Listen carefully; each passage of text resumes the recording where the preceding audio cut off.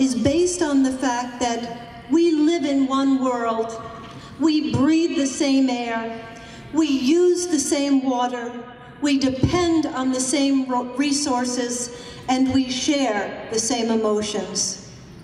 In a very real way, understanding global issues and becoming a global citizen is preparing you for your life in an increasingly interdependent world.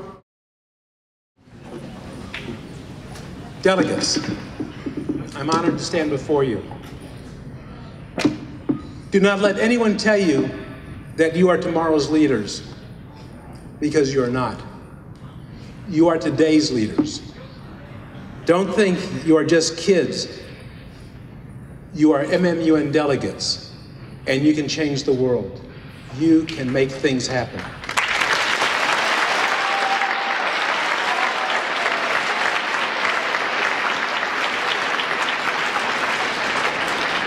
You have the ability to help solve the world's problems, and that work begins today.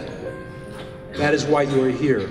You've worked hard till now, and you will be working harder over the next few days.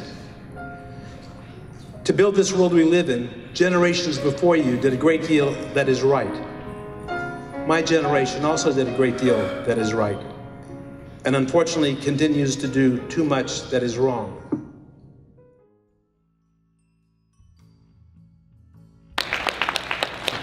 My name is Max. I represent the delegation of the Netherlands. I hope to find out what some creative ideas to solve the world problems are. Thank you. Use that to make energy and then sell that energy to an energy company, to like, let's say Con Edison here in New York that distributes energy to apartments. You're going to sell that back to an energy company, and then the benefits from that, from the microfinance organization, would tie back into how you fund the education for those people. Because, for example, sugary beverages, they need sugar, yeah. So you can raise the price of the sugar. Yeah, like this, I think junk food is something very useless and which is unhealthy, and it can't feed all the people in the world. So I think we can lower the price.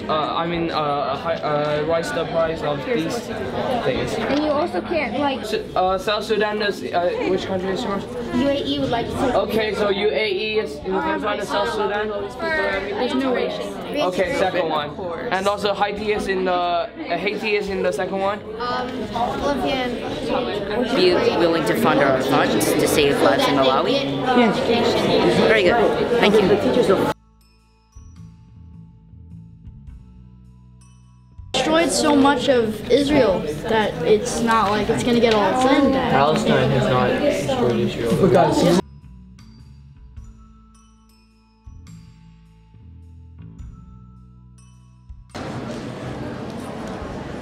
So the solution to this problem, we believe, is to build large structures that will collect rainwater for the towns in the rainy season, so that the towns will have access to clean water when they need it in the dry season.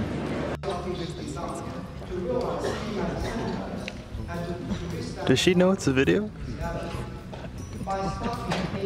Oh, this is excellent.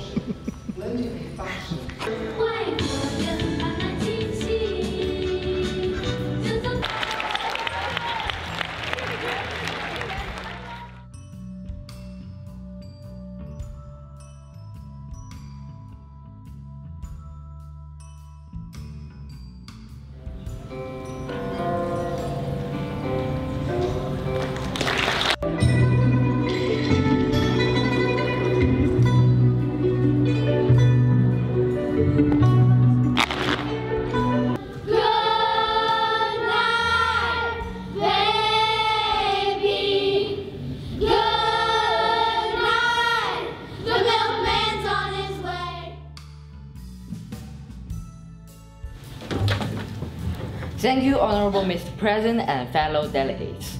We think the right to self-determination is very important. We all know Afghanistan is a poor country. People there do not have enough money. People often have serious illnesses, and also they could not eat enough. So we think it's necessary for the Afghanistan government to have their right to self-determination. First, we should ask Afghanistan government to try to help most of people in Afghanistan out of poor as soon as possible. Also takes an active part in activities in the UN. We should ask some big countries in the world, like the UN, not to cause a war. Then we should ask Afghanistan people, be friendly to neighboring countries. And the most important one is the UN should do something to improve the situation in Afghanistan. Thank you.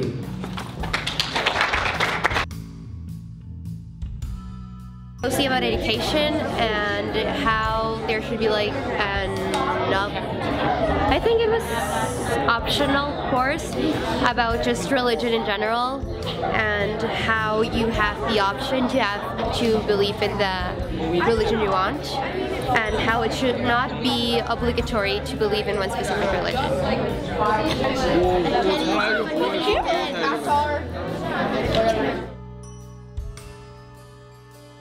Well, there's the community garden idea and how the community walks.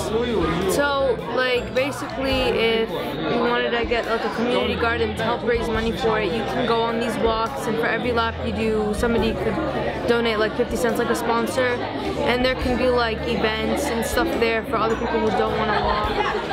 And then, like, once you have the community garden, you know, people who need can go get their food and everything like that. Like, people who need it, and they're like, so the fresh food there are always more available now, and you can get it. And then the community walks can happen every now and then. So I don't know, kind of like a hike. Our resolution is about educating adults on how to adequately take care of their children and hopefully to get children out of the factories and to get them educated about what their rights are. My resolution is the disarmament, demobilization, and reintegration process. This process, it takes the weapons away from the children, soldiers, and it removes them from the rebel groups, and then it puts the children back into society. So that the government doesn't actually control what people eat, because that would make more people rebel against the government, but actually to have them help budding companies, new budding companies, decide on what healthier choices of ingredients and more accurate prices to help them decide on those. So that's my main resolution. We would like to think of a nuclear-free world where there are no nuclear wars, no nuclear bombs, and no deaths for radiation. Yeah.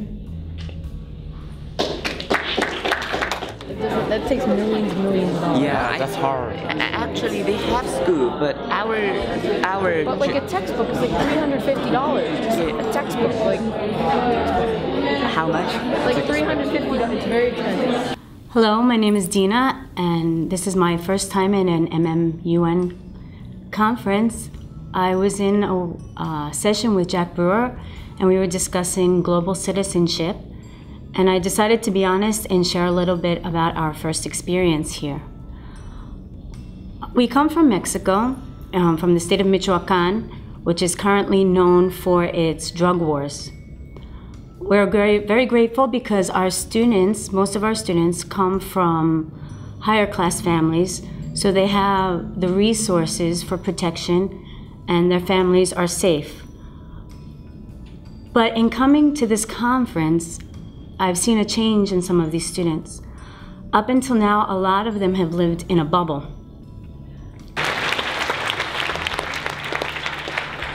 Good morning. Oh boy, let me tell you. We'll now move to the voting procedure for draft resolution 2.1. Will all those in favor of this draft resolution please raise your flags?